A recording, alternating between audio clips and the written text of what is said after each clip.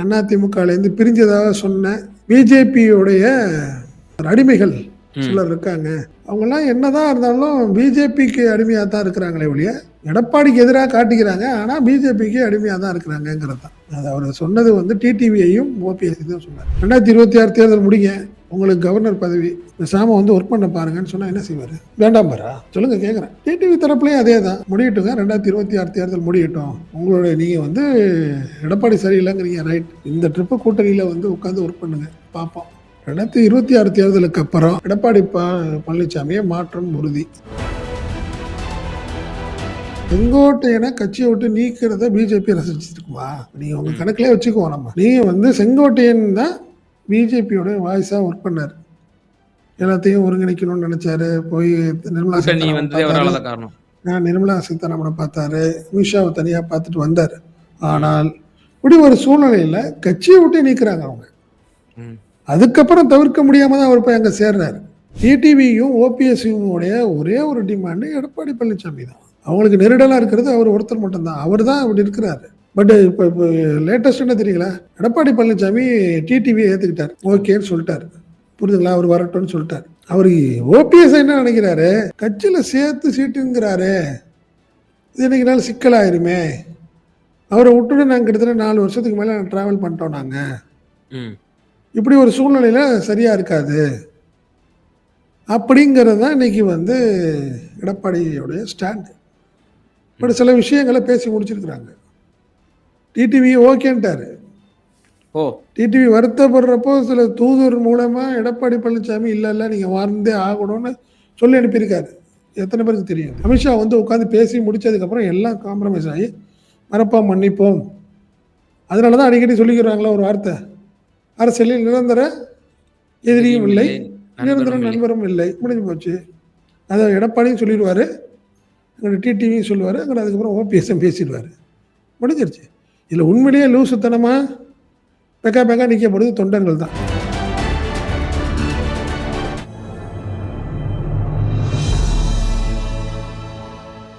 Tamil news நேயர்களுக்கு அன்பு வணக்கம். இன்றைய நேர்காணலில் நம்மோடு இணைந்திருப்பவர் தமிழ் நியூஸ் ஆசிரியர் மற்றும் பத்திரிகையாளர் திரு செந்தில் சார். சார் வணக்கம். வணக்கம் முக்கியம். வணக்கம் சார். திரு செங்கோட்டையன், தமிழக வெற்றி கழகத்தை சேர்ந்த திரு செங்கோட்டையன் அவர்கள் பிரஸ் மீட் வந்து கொடுத்திருந்தாங்க. அதுல அவர் கூறியிருந்த கருத்து, தினகரன் மற்றும் பன்னீர்செல்வம் ஆகியோர் வந்து முடிவெடுக்கக்கூடிய நிலைமையில் அவர்கள் தான் இருக்கிறார்கள். தொண்டர்கள் நிச்சயமாக தமிழக வெற்றி கழகத்தோடு நம்ம கூட்டணி வைக்கணும் அப்படிங்கிற ஒரு நிலைப்பாட்டில் இருக்காங்க அப்படின்ற ஒரு கருத்தை சொல்றாரு. மேலும் பல மாஜிக்கெல்லாம் வருவாருன்னு சொல்லி மீண்டும் மீண்டும் அவர் வந்து சொல்லிட்டு இருக்காரு. விஜயுமே அந்த கருத்தை வந்து கடந்த ஈரோடு பிரச்சாரத்துல சொன்னாரு. என்ன நிலையில இருக்காங்க சார் ஓபிஎஸ் டிடிவி? இல்ல, அவரு நீங்க சொல்றது மாதிரி செங்கோட்டையன் வந்து டிடிவியை பத்தி சொல்லல, ஓபிஎஸ் பத்தி சொன்னார். என்ன சொன்னாருன்னா, நேற்று முன்தினம் நடந்த ஆலோசனை கூட்டத்தில் ஓபிஎஸ் ஆதரவாளர்கள் 2 பேர்த்துட்டு என்ன கேட்டாருன்னா, அதிமுகலேருந்து நம்ம வெளியே வந்துட்டோம், பிஜேபி அதிமுக கூட்டணிலேருந்து வெளியே வந்துட்டோம், நம்மளுடைய என்ன முடிவெடுக்கலாம் அப்படின்னு சொல்லி திமுக பக்கமா தவேகா பக்கமான்னு கேட்டார். அது ஃபர்ஸ்ட் ஆப்ஷன்லேயே திமுக பக்கமா தவேகா பக்கமான்னு கேட்டிருந்தாரு. நிறைய பேரும் தவேகான்னு சொன்னாங்கன்னு ஒரு தகவல்கள் வெளியாயிருந்துச்சு வச்சுங்களேன். இந்த நிலையில தான் செங்கோட்டையன் இந்த கேள்வி கேட்குறாங்க. கோயம்புத்தூர் ஏர்போர்ட்டில் கேட்குறாங்க, இந்த மாதிரி ஓபிஎஸ் இந்த மாதிரி தவேகாக்கு வரப்போறாருங்கிறப்போ ஒரு ஆலோசனை கூட்டத்தில் தொண்டர்கள் பலரும் என்ன பண்ணுறாங்கன்னா, தவேகால சேர சொல்லியிருக்காங்க, ஆனால் இந்த முடிவு வந்து ஓபிஎஸ் தான் எடுக்கணும் இந்த முடிவு அப்படின்னு சொன்னார். ஒரு நல்ல ஒரு விஷயம் தான். அவர் செங்கோட்டையன்னு ஒரு சந்தேகமாக தான் சொன்னார்.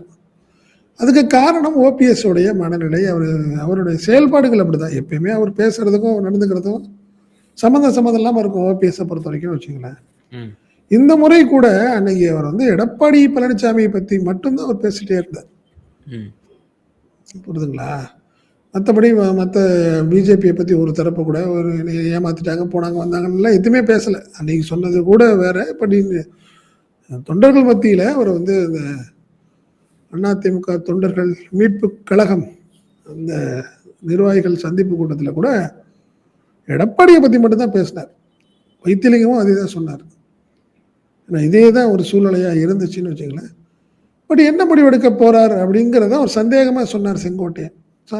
செங்கோட்டையனுடைய சந்தேகம் நியாயமானது. காரணம் என்னன்னா, அவருக்கு சில அஷூரன்ஸுக்காக எதிர்பார்க்குறார். நான் அப்படிதான் பார்க்குறேன்.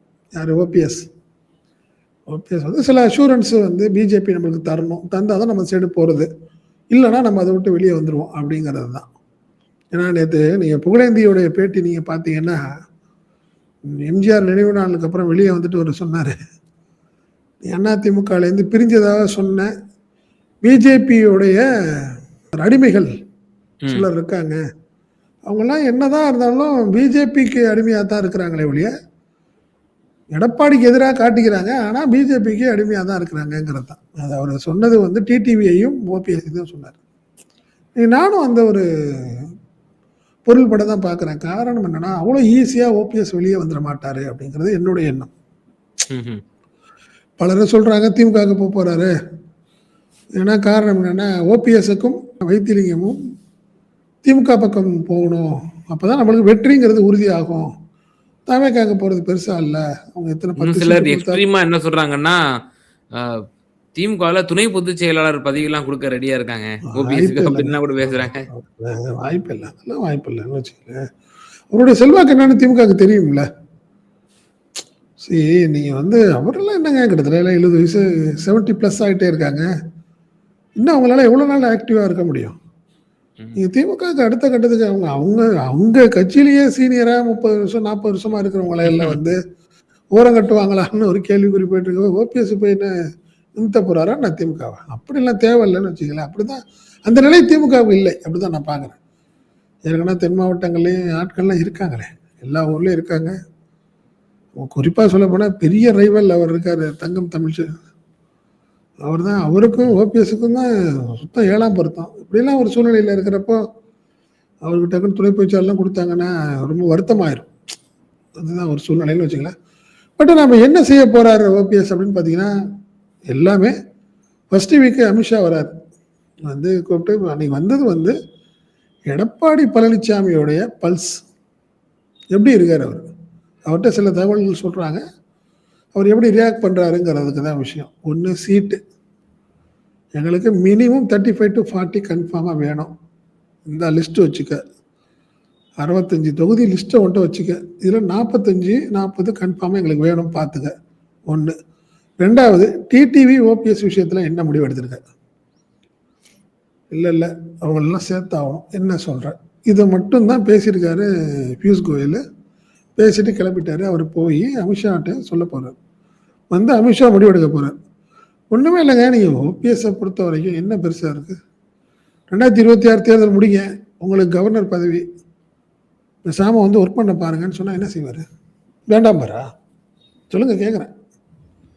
டிடிவி தரப்புலையும் அதே தான், முடியட்டுங்க, 2026 தேர்தல் முடியட்டும், உங்களுடைய நீங்கள் வந்து எடப்பாடி சரியில்லைங்கிறீங்க, ரைட், இந்த ட்ரிப்பு கூட்டணியில் வந்து உட்காந்து ஒர்க் பண்ணுங்க, பார்ப்போம். 2026 தேர்தலுக்கு அப்புறம் எடப்பாடி பழனிசாமியை மாற்றம் உறுதி, அதெல்லாம் முடிவு. பட் இந்த டைம் வேணாம், இப்போ போனால் தேவையில்லாத சிக்கல் வரும், புரிஞ்சுக்கங்க. சீட்டு வாங்கிக்கோங்க, 10 சீட்டு 15 சீட்டு வாங்கிக்கோங்க, ஒர்க் பண்ணுவோம். முடிச்சுட்டு 26க்கு அப்புறம் உங்களுக்கு 2029 உங்களுக்கு எம்பி கண்டிப்பாக கொடுப்போம், ஜெயிச்சா நீங்கள் மத்திய அமைச்சர். இப்படி சில விஷயங்களை வந்து காங்கிரீட்டாக அமித்ஷா சொல்லிட்டாருன்னா என்ன செய்ய போகிறாங்க? 2 பேரும் போயிடுவாங்களா இல்லையா? இதுதான் நிலைமையா இருக்கும் முக்கியம். அதில் ஒன்றும் மாற்றம் சார். இப்போ இன்னொரு கருத்து இருக்குல்ல சார், செங்கோட்டையனை டிவிகேவுக்கு அனுப்புனது அமித்ஷான்ற ஒரு டாக் இருக்கு. இன்னொரு பக்கம் அவர் தேவர் குரு பூஜையில எல்லாரும் ஒரு சேர இருந்து தேவரை அவங்களுடைய இந்த குரு பூஜையில மரியாதை செலுத்தும் போது 3 பேரும் ஒரு சேர இருந்தபோது கவனம் பெற்றுச்சு. பிறகு அவங்க சசிகலா சந்திச்சாங்க, அம்மையார் திரு ஓபிஎஸும் மற்றும் திரு செங்கோட்டையன் அவர்களும் இருவர் மட்டும் சந்திச்சாங்க. சந்திச்சதுக்கு அப்புறம் அப்ப என்ன சொல்லப்பட்டது? சசிகலாவுடைய தூண்டுதலின் பேர்ல தான் வந்து இவர்கள் போயிருக்க கூடும். இன்னும் சொல்ல போனால் சசிகலாவே வந்து எடப்பாடிக்கு பாடம் புகட்டணும் அப்படிங்கறதுனால தமிழக வெற்றி கழகத்திற்கு கூட கடைசியில் ஒரு வாய்ஸ் கொடுக்கலாம், தம்பி விஜய் நீங்க ஆதரிங்க அப்படின்னு கூட வாய்ஸ் கொடுக்க கூடும்ன்ற ஒரு டாக்கு இருக்குல்ல. இதெல்லாம் ஹேசியமான தகவல்னு வச்சுங்களேன், இதெல்லாம் ஹேசியமான தகவல்கள் தான். செங்கோட்டையனை கட்சியை விட்டு நீக்கிறத பிஜேபி ரசிச்சிருக்குமா? நீங்க உங்க கணக்குலயே வச்சுக்குவோம். நம்ம நீங்க வந்து செங்கோட்டையன் தான் பிஜேபியோட வாய்ஸா ஒர்க் பண்ணாரு, எல்லாத்தையும் ஒருங்கிணைக்கணும்னு நினைச்சாரு. போய் நிர்மலா சீதாராமனை பார்த்தாரு, அமித்ஷாவை தனியா பார்த்துட்டு வந்தாரு. ஆனால் இப்படி ஒரு சூழ்நிலையில கட்சியை விட்டு நீக்குறாங்க அவங்க. ம். அதுக்கப்புறம் தவிர்க்க முடியாம தான் அவர் போய் அங்க சேர்றாரு. பட் அந்த விஷயத்துல பிஜேபி வந்து அவங்க தான் போய் சேர சொல்லியிருக்குமான்னா எனக்கு என்னமோ நம்பிக்கை இல்லை அந்த விஷயத்துல. ஏன்னா ஒரு அவமானப்பட்டுல வெளியே போறாரு அவரு. ம். செங்கோட்டையன் வந்து தவிர்க்க முடியாம வேற வழியே இல்லை. குறிப்பா பாத்தீங்கன்னா கோபிச்செட்டிப்பாளையத்துல எடப்பாடி பழனிசாமி வந்து பேச போறாருங்கிற அவரை டேட் வந்ததுக்கு அப்புறம் தான் அவர் தவிர்க்க டக்குன்னு போய் அங்க ஜாயின் பண்ணார். அதுதான் ஓகே. உண்மை. அது ஒரு விஷயம்னு வச்சுங்களேன். பட் இப்போதும் கூட டிடிவியும் ஓபிஎஸ்யும் உடைய ஒரே ஒரு டிமாண்டு எடப்பாடி பழனிசாமி தான். அவங்களுக்கு நெருடலா இருக்கிறது அவர் ஒருத்தர் மட்டும்தான். அவர் தான் அப்படி இருக்கிறாரு. பட் இப்போ இப்போ லேட்டஸ்ட் என்ன தெரியுங்களா? எடப்பாடி பழனிசாமி டிடிவியை ஏற்றுக்கிட்டார். ஓகேன்னு சொல்லிட்டார். புரியுதுங்களா? அவர் வரட்டும்னு சொல்லிட்டார். அவர் ஓபிஎஸ் என்ன நினைக்கிறாரு? கட்சியில் சேர்த்து சீட்டுங்கிறாரு, இது என்னைக்குனாலும் சிக்கலாயிருமே, அவரை விட்டுட்டு நாங்கள் கிட்டத்தட்ட 4 வருஷத்துக்கு மேலே ட்ராவல் பண்ணிட்டோம் நாங்கள், இப்படி ஒரு சூழ்நிலையில சரியா இருக்காது அப்படிங்கிறது தான் இன்னைக்கு வந்து எடப்பாடியோடைய ஸ்டாண்டு. பட் சில விஷயங்களை பேசி முடிச்சிருக்கிறாங்க. டிடிவி ஓகேன்ட்டாரு. ஓ! டிடிவி வருத்தப்படுறப்போ சில தூதர் மூலமா எடப்பாடி பழனிசாமி இல்ல இல்ல நீங்க வந்தே ஆகணும்னு சொல்லி அனுப்பியிருக்காரு. எத்தனை பேருக்கு தெரியும் அது? இதுதான் உண்மை. டிடிவியுமே போகலாங்கிற மனநிலையில இருக்காரா? பிள்ளைக்கு வந்துட்டாரு வந்துட்டாரு. அதெல்லாம் மாற்றமே இல்லை. ஓ! புரியுதுங்களா? ஏங்க ஒரு விஷயம் அவங்களுக்கு என்ன விஷயம்னா, அதிமுகல இருந்துட்டு அதிமுக கேடரோட இருந்துகிட்டு இருக்கிறவங்க வெளியில போய் ஒரு இடத்துல சஸ்டெயின் ஆகி போய் நிக்க முடியுமாங்கிற ஒரு கவலை அவங்களுக்கு இருந்துகிட்டே இருக்கு. நேர் எதிர்முகம் திமுக. திமுகல போய் அவர் எப்படி ஓபிஎஸ்ஸா இருக்கட்டும் டிடிவியை ஒர்க் பண்ண முடியாது. நீங்க வந்து தாவேக்கா இன்னும் அன்ப்ரூவ்டு பார்ட்டி. எப்படி இருக்கும்னு தெரியாது உங்களுக்கு. இப்ப இபிஎஸ் ஒரு தலைமை ஏற்று இவங்க போனாங்கன்னா, இபிஎஸ் எப்படி டிடிவி தினகரனுக்கும் இல்ல, நீ ஓபிஎஸ்க்கும் பிரச்சாரம் செய்வாரு? பிஜேபி கொடுக்கிற விஷயங்கள் அதுதான். நீ பேசி என்ன முடிக்க போறாங்கலாம் தெரியல. ம். ஆனால் எடப்பாடிட்ட காம்ப்ரமைஸ் பண்ணிட்டாங்க. நீ பேசாம இந்த விஷயத்துல நாங்க பேசிக்கிறோம்னு சொல்லி பிஜேபி ஓபிஎஸ் டிடிவிட்டையும் பேச போகுது. ஓகே. ஃபர்ஸ்ட் லைன் பேசி முடிச்சிட்டாங்க. இந்த 2026 தேர்தல் கடைசி தேர்தல் எடப்பாடிக்கும். அவரும் 70+. புரியுதுங்களா? ஒன்று, இந்த தேர்தலில் நீங்கள் டிடிவியும் ஓபிஎஸ்லாம் போய் சேர்ந்ததுனால அதிமுக ஜெயிச்சிருமானா இல்லை. அது பிஜேபிக்கு தெரியும். ஈஸியாக போயிடும். இந்த தேர்தலில் நம்ம எல்லாம் ஒன்றா பார்ட்டிசிபேட் பண்ணுவோம். தோற்றதுக்கப்புறம் ஆட்டோமேட்டிக்காக நம்மளே தூக்கி போடுவோம் எடப்பாடி பழனிசாமியை. ஏன் கவலைப்படுறீங்க? கொஞ்சம் பொறுமையாக இருங்க. இவ்வளோ நாள் இருந்துட்டீங்க, ஒரு 3 மாதம் தூக்கி போட்டுருணும். அதுக்கப்புறம் 2029 உங்கள் பையனுக்கு நிப்பாட்டுறேன், உங்கள் பையனை எம்பி ஆக்குறேன், டிடிவியை உங்களை எம்பி ஆக்குறோம் நாங்கள். உங்களுக்கு டைம் இருக்குது. கண்டிப்பாக 2 பேத்துக்கு சீட்டு உண்டு. நம்ம ஜெயிப்போம். ஏன் இப்போ நீங்கள் எல்லாம் வெளியே போனீங்கன்னா உங்களுக்கு எப்படி இருக்கும்? எதிர்காலம் பெருசாக இருக்காது அப்படின்னு ஒரு காம்ப்ரமைஸ் பேசுது பிஜேபி. டிடிவிட்டையும் ஓபிஎஸ்ட்டையும். புரியுதுங்களா? கண்டிப்பாக 2 பேரும் செட்டில் ஆயிடுவாங்க. அதில் ஒன்றும் மாற்றமே இல்லை. வேணா பாருங்க, எழுதி வச்சுங்க. ஓ! டிடிவி ஓபிஎஸ் என்டிஏக்கு போயிருவாங்கன்றீங்க. கண்டிப்பாக போயிடுவாங்க. அவங்களுடைய டிமாண்ட் ஈஸியாக போயிடுவாங்க. நான் என்ன சொல்கிறேன், எதிர்காலம் எதிர்காலம்னு சொல்கிறாங்க. புரியுதுங்களா? என்ன செய்ய இல்ல, அவங்களோட போறாங்க? அரசியல் கேள்விக்குறியாகாதா? என்ன கேள்விக்குறி இதுல? இப்போ இபிஎஸ் அவங்கள வீக்கெண்ட் பண்றது, இபிஎஸ் பாடம் புகட்டுறது தான் தினகரன் மற்றும் ஓ பன்னீர்செல்வம் ஆகியோருடைய அரசியலினுடைய அஜெண்டாவே இருக்கு. இப்போ இந்த தேர்தல்ல அவர்களோட பயணிச்சார்னா எடப்பாடி பழனிசாமி முதலமைச்சரா முன்மொழிய வேண்டியது வரும். அதிமுக ஆட்சியில நான் இருந்தவன். அதிமுக துரோகம் பண்ண முடியாது. சில விஷயங்கள் மறப்போம் மன்னிப்போம், அவ்வளவுதான். சிம்பிள் திங் தான். மறப்போம் மன்னிப்போம். சில விஷயங்கள் முடிச்சிருக்கோம், இது எல்லாத்தையும் வெளியே சொல்ல முடியாது. தேர்தல் முடிஞ்சதுக்கு அப்புறம் நாங்கள் சொல்றோம் இதை பத்தி. அதுதான் நான் சொல்றேன். டிடிவிட்ட சில விஷயங்கள் நில்லு.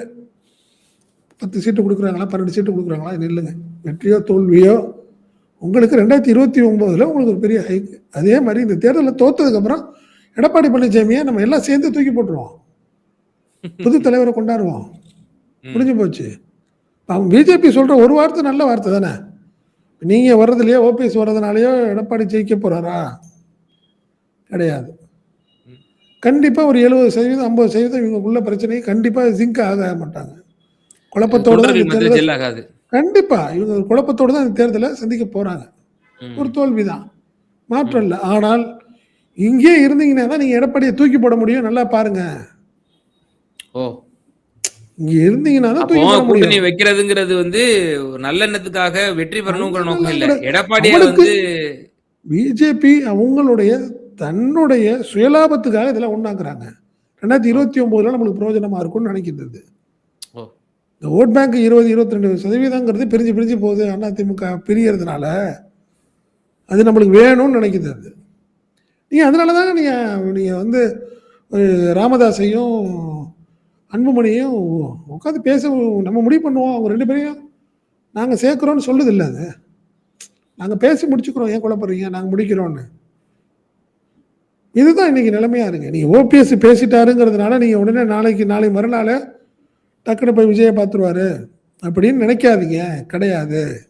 அமித்ஷா வர வரைக்கும் இப்படியே தான் ஓடிட்டு இருக்கும் அது. அமித்ஷா வந்து உட்காந்து பேசி முடிச்சதுக்கப்புறம் எல்லாம் காம்ப்ரமைஸ் ஆகி மறப்போம், மன்னிப்போம். அதனால தான் அடிக்கடி சொல்லிக்கிறாங்களா ஒரு வார்த்தை. அரசியலில் நிரந்தர எதிரியும் எதிரியும் இல்லை, இல்லை, நிரந்தர நண்பரும் இல்லை. நண்பரும் இல்லை. முடிஞ்சு போச்சு. அதை எடப்பாடியும் சொல்லிடுவாரு, அங்கே டிடிவியும் சொல்லுவார், அங்கே அதுக்கப்புறம் ஓபிஎஸ்ஸும் பேசிடுவார். முடிஞ்சிருச்சு. இதில் உண்மையிலேயே லூசுத்தனமா பெக்கா பெக்கா நிற்கப்படுது தொண்டர்கள் தான். சண்டை போட்டுக்கிட்டு இருந்தவங்க. என்ன சொல்றீங்க? அது நடக்கும் அது. ஏன்னா டிடிவியோட டிமாண்ட் முடிஞ்சிடும், ஓபிஎஸோட டிமாண்ட் முடிஞ்சிடும், எடப்பாடியோடைய சாமி முடிஞ்சிடும். இது எல்லாத்தையும் தாண்டி இவங்களுடைய பாஸ் பிஜேபியோடைய லாபமும் அவங்களுக்கு கிடைக்க போகுது. இதுதான் இன்னைக்கு ஒரு மறைமுகமாக நடந்துகிட்டு இருக்கு. இதை நேற்று மறைமுகமாக சொன்னார் தெளிவாக புகழேந்தி. இந்த பேட்டியை திருப்பி பாருங்க. புகழேந்தி தெளிவாகவே சொன்னார், எதுவும் நடக்க போறதில்ல, அவங்களுடைய எஜமானனுடைய இவங்கெல்லாம் முழுக்க முழுக்க அவங்க என்ன சொன்னாங்களோ கேட்க போறாங்க, வேணா பாருங்கன்னு சொன்னார் அவர். அதுதான் உண்மை. இதே கருத்து கூட தான் கேசிபி அவர்களும் சொன்னாரு. அப்படியா? நம்மளுடைய பேட்டிலேயே அதே தான் அவர் சொல்லியிருந்தார். இல்லை உண்மையிலேயே இப்போ எனக்கு நண்பர்கள் மூலியமா நான் 2-3 பேர்ட்ட பேசுனதை வச்சு சொல்றேன். என்ன தெரியுமா, ஓபிஎஸ் இவ்வளோ உணர்ச்சி வசப்பட்டாரு, அவ்வளோதானா? எப்போ போய் டிடிவி இவரை விஜயை பார்க்க போறாருன்னு யாரு சொன்னா? இவர் சில டிமாண்ட் வச்சிருக்காரு தெளிவா. வந்த உடனே பேச போறாரு. அமித்ஷா தகவல் சொல்லியிருக்காரு. அமித்ஷா நான் பேசிக்கிறேன்னு சொல்லிட்டாரு. அவருக்கு ஒன்று, அவர் பையனுக்கு சீட்டு 2029 அவருக்கு பையனுக்கு சீட்டு ஜெயிச்சா மத்திய மந்திரி முடிஞ்சிச்சு அவருக்கு. இதே தான் இவருக்கும் டிடிவிக்கும். இந்த மாதிரி சீட்டு வெற்றியோ தோல்வியோ விடுங்க, ஈஸியாக எடப்பாடியை தூக்கி போட்டுடலாம். நீங்கள் எல்லாம் நினச்சே ஒரு தலைவரை உருவாக்குங்க. 2029 உங்களுக்கு திருப்பி எம்பி நான் தர்றோம், ஜெயிச்சிங்கன்னா மத்திய அமைச்சர். ஸோ இந்த மாதிரி சில விஷயங்களை காம்ப்ரமைஸில் பிஜேபி தெளிவாக இருக்கு. அவங்க கிட்டத்தட்ட 90% அவங்க காம்ப்ரமைஸ் ஆகிட்டாங்க. அவங்களுடைய ஒரே ஒரு எதிரி இபிஎஸ். இபிஎஸ்க்கான விஷயங்களுக்கு ஏதாவது ஒரு பதில் அவங்க வச்சுருப்பாங்க. அதை பிஜேபியும் சொல்லிட்டோம், ஒன்றும் பிரச்சனை இல்லை. இதுதான் நிலைமை. இவ்வளவு குழப்பமான சூழ்நிலையில இருக்கு ஏடிஎம்கே பிஜேபி கூட்டணி. இருக்கிறது 2 கட்சி தான். இனி வரக்கூடிய கட்சிகளும் என்ன நிலைமையிலும் தெரியல. பாமகவும் 2 பாமக ஆயிடுச்சு. அடுத்து தேமுதிக வருமா வரலையான்னு தெரியல. அதுவுமே சந்தேகம். திமுக பக்கம் தான் என்னை பொறுத்தவரை அதுவுமே சந்தேகமா இருக்கு. இப்போ இவ்வளவு பிரச்சனைகள் மத்தியில இப்போ ஜனவரி இந்த பொங்கல், அதுக்கப்புறம் சீட் ஷேரிங் கன்ஃபார்ம் பண்ணணும். அதுக்கப்புறம் பிப்ரவரி மாதம் 1 மாதம் தான் வந்து உங்களால பிரச்சாரம் செய்ய முடியும். மார்ச் மாசம் வந்து உங்களுக்கு தேர்தலுடைய இந்த காப்பீட்டு சர்க்கார் வந்துடும், நோட்டிபிகேஷன் வந்துடும். ஏப்ரல் ஃபர்ஸ்ட் வீக்ல எலெக்ஷன் நடக்குது. இவ்வளவு குறுகிய காலகட்டம், ஒரு 60 முதல் 90 நாட்கள் தான் வந்து இருக்கிறது. ஆனால் திமுக கூட்டணி இவ்வளவு இன்டாக்டா இருக்கு. ஏடிஎம்கே கூட்டணியில தொடர்ந்து கடைசி நேரம் வரை எந்த ஒரு